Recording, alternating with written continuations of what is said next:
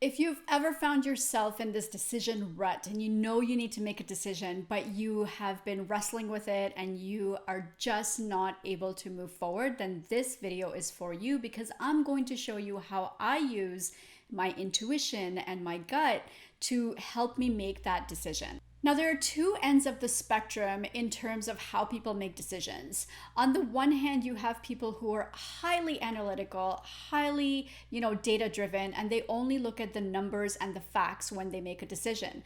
On the other hand, you have people who are highly intuitive and they listen to their gut and how they feel about something before they make a decision. Now, there are people, for example, like my husband, who is very pro fact and he will only look at the numbers, and very rarely does he look at how he feels about something. That makes him an extremely driven individual because his feelings have little to do with an outcome. It's all about process, it's all about the way he does things. On the other hand, I trust my intuition and my judgment and my feeling a little bit more, but that's because life circumstances have trained me to do so.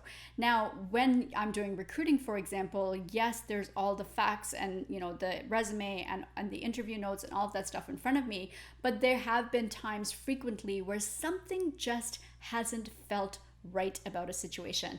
And when I have ignored that feeling, I have inevitably regretted the decision. And when I have listened and tapped into that feeling and given it grace and a voice, that the decision has turned out to be okay usually. So being highly data-driven and analytical is of course good, but what about those situations when that data just isn't available? Have you ever met somebody and they look great, but you just have this feeling about them that there's something off? It's not a bad thing, but it's not something that you can exactly pinpoint.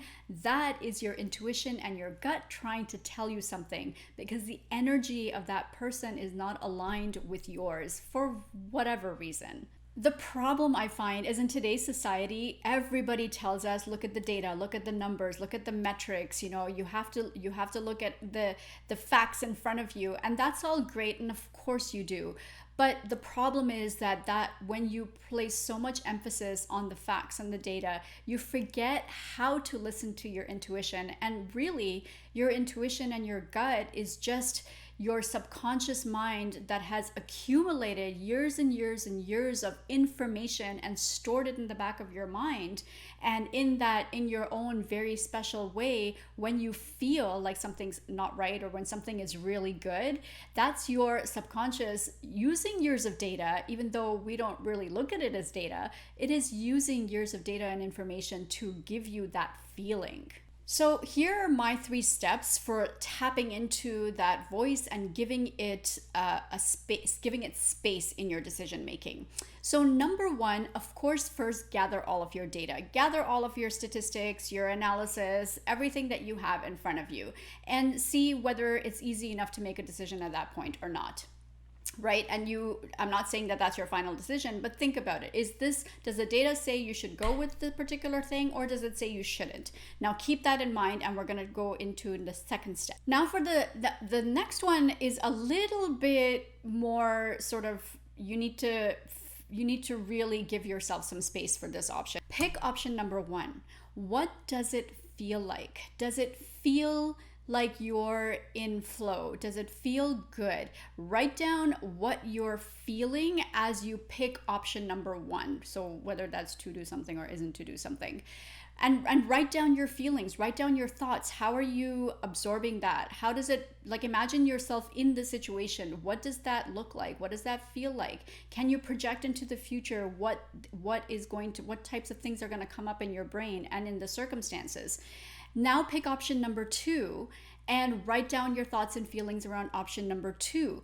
And more often than not, just simply that exercise alone will give you potentially an opposing perspective or an opposing point of view to what the data is telling you. So then that leads me to point number 3 as to which way you should actually go, particularly if your feelings and thoughts or the decision that you would come to if you just looked at each of those independently would be different, right? So the data telling you to do something, but your feeling is telling you not to do something. Step number 3 is around, now what? Which decision do you make? Okay, so which decision do you make comes down to this. If it's not a hell yes, it's a hell no. And you may have seen this on social media, it's all over the place, but I truly, truly believe this, that if it's not a hell yes, like everything in your body and your soul and the data and everything is telling you that you need to go for this, then don't go for it.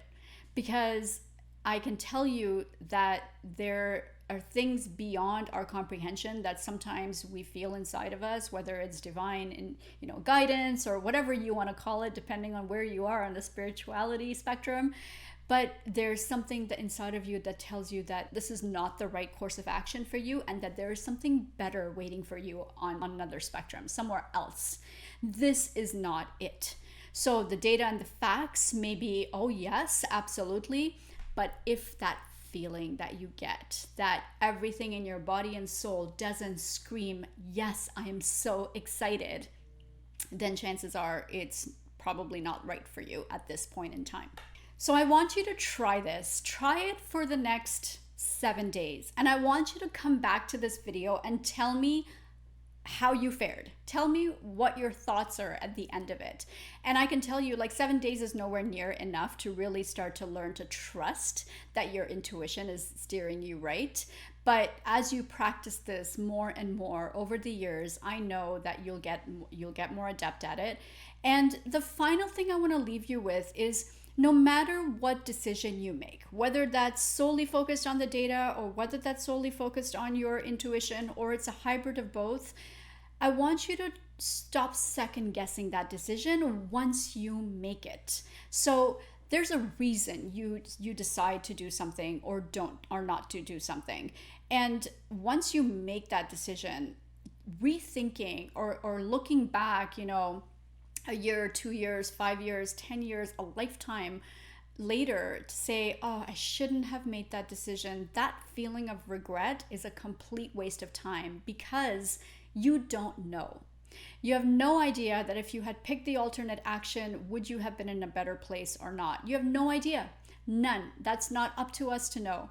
We just are here on this earth to live every single day. So once you make the decision, put it out of your mind and stick to it. And that's the decision you've made. Now, I'm not saying you can't change your mind further down the road once new information comes in, but don't look back at that decision and say, I should have made a different decision, because you have no idea. All right, my friends, I hope you enjoyed this video. It is a little bit different from what I normally post about, but I do think that, instinct is so important when you're in a leadership role. I thought it was worth making the video, and it is something that I coach my clients on quite a bit. So let me know in the comments below what you thought about it, what you think about my tips for tapping into your intuition. And if you haven't subscribed, hit the subscribe button, hit the like button. My name is Sadaf Sheikh. I will be back next week with more on building and nurturing your high performance team. Check out these 2 videos in the meantime, and I will see you next week.